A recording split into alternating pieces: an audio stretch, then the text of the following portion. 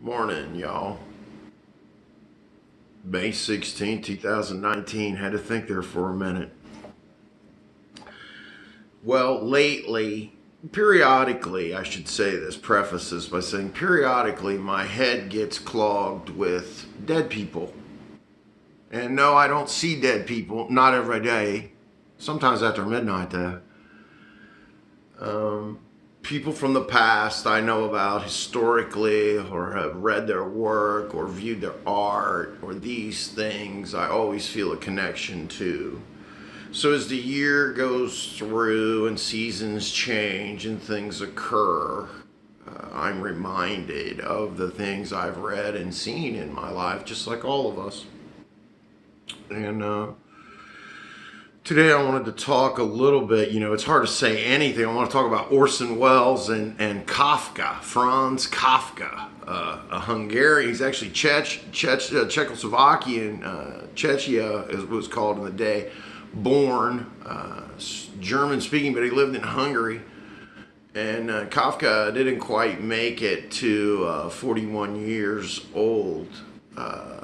He had TB for many years. I think 13 plus years he had active TB. But I want to. I can't say anything about not saying anything without saying something about Doris Day, and let alone the great Ella Fitzgerald last week. And then Tim Conway, which is, to me, one of the funniest people as well. I'm sure all of you feel the same way. Tim Conway, and I loved his work with Don Knotts too, because I thought Don Knotts and him were two of the best actors of their time, the 60s and 70s, comedically. And of course, Tim Conway is over the top. All the way as with the Carol Burnett show. It was a breakthrough show. So, and Doris Day, what do you say? I mean, Doris Day, the perfect girl next door. I think I wanted to marry Doris Day when I was 4 years old. I wanted Doris Day. I had my head right when I was young. Something's happened in between, right? Reality is people passing through remind us, and Orson Welles, a person I've always admired. He did War of the Worlds radio broadcast in the late 30s, freaked out all the people in the United States, making them think aliens had landed, some people anyway, and he had to say something the next day, sort of not make an apology, but it amounted to that. And Orson Welles took Franz Kafka's novel, The Trial, about a man who is persecuted by the government and basically everyone around him, even just people in life. And not unlike Kafka himself, and of course the character in The Trial is named Mr. K. So it's just perfect. And Orson directs this. Turner Classics showed it earlier in the week. He directs this, he stars in it, and Anthony Perkins from Psycho, Tony Perkins, plays Mr. K. And Kafka, I'll post a picture below this. Anthony Perkins kind of looked like Kafka. And Kafka lived between 1883 and 1924. A couple of his other big works are the Metamorphosis, where a man wakes up as a cockroach, and it's a famous text. And then one, The Hunger Artist, where a person starves themselves for money until they realize that starving yourself for money falls out of favor with the people and they're out of work. It's amazing. And The Trial from Kafka, directed by Orson Welles. Let me say this about Orson. His movies were never accepted. Citizen Kane was a box office flop, if you will. Orson Welles had to move to Europe. He found a benefactor abroad and was able to move to Europe, thankfully, and do his work to the fullest extent, where he had creative control. And we must understand about Orson Welles, he built sets, he sketched, he painted, he wrote plays, theater, did broadcasts, acted. He did it all from beginning to end. Orson Welles is a person who could do everything. It's hard to figure out what you're doing. You make sure you're focused when you can do everything, or you be doing a lot of things that don't get done. Yeah.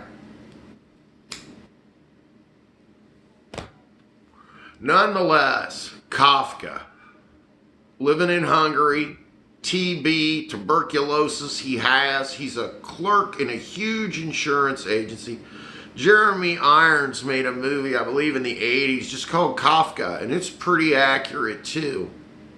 So Kafka lived and worked at an insurance agency as a clerk in a room with like 500 other people and a typewriter in front of him at this little desk at this huge insurance firm in Hungary.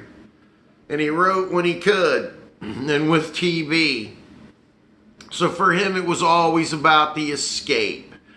And I always think of the French existentialist here, Albert Camus, who is one of my favorites. Camus is, I need to talk about him again. It's been a while. For me, he's up there with Jean-Paul Sartre, and it's unbelievable. These guys were beyond, and you know, Sartre shows us the emotions. Existentialism, a very powerful thing, spreading across Europe in the 1800s.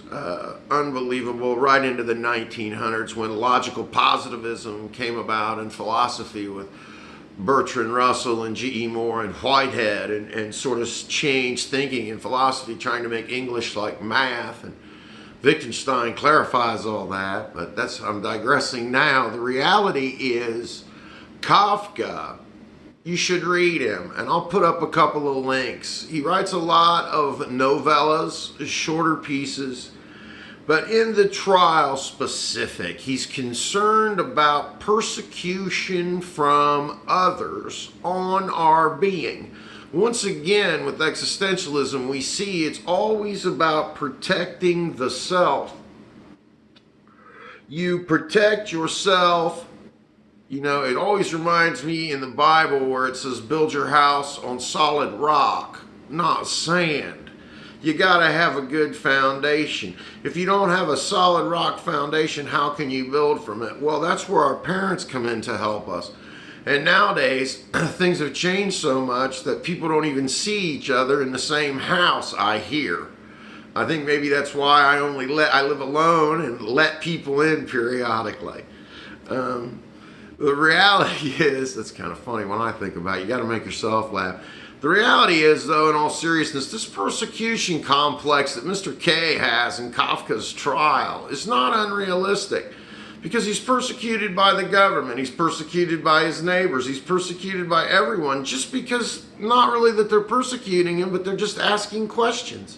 And that was the state of the day. And even the women he's romantically involved with ask bizarre questions. And of course it makes everything intensified, including love, you know, fear, reality, illusion. So the real part for me with Kafka and Orson Welles is a line of people coming in, and I'm right in the line now here, and reminding us all, these people exist. There's a ton of great art that's not video, it's not on YouTube. Oh, it might be, but it's static. You know, it's static. It was written or early film. And I saw a piece today about early film from the late 1800s. Well, it's all from the brothers Lumiere. You know, the brothers Lumiere invented film. And one of the first things they took film of after they invented a camera was women. Makes sense to me, especially as a philosopher artist. Always in search of pure beauty and the sublime. It will keep you alive. And the reality is, when others push with silly questions, change the subject or walk on. Self is the way, as I keep saying again and again. You gotta shield yourself from the others. And the ones who matter will always be around. Seems strange when it's happening, but if you can remember, it's easier. And we see somebody like Kafka, one more existentialist, not quite making it to 41, just about a month shy, living with TB, working as a minion and that was way before that movie, in an insurance firm as a clerk, coughing up blood with TB for over 13 years, and gives us all these wonderful pieces of literature. Amazing. Camus said it once, the true artist needs to have a little pain, maybe a lot, in order to really produce the sublime. Interesting. And I will say, for the sublime, we thank Doris Day and Tim Conway and Orson Welles and Franz Kafka. Take care, y'all. Peace.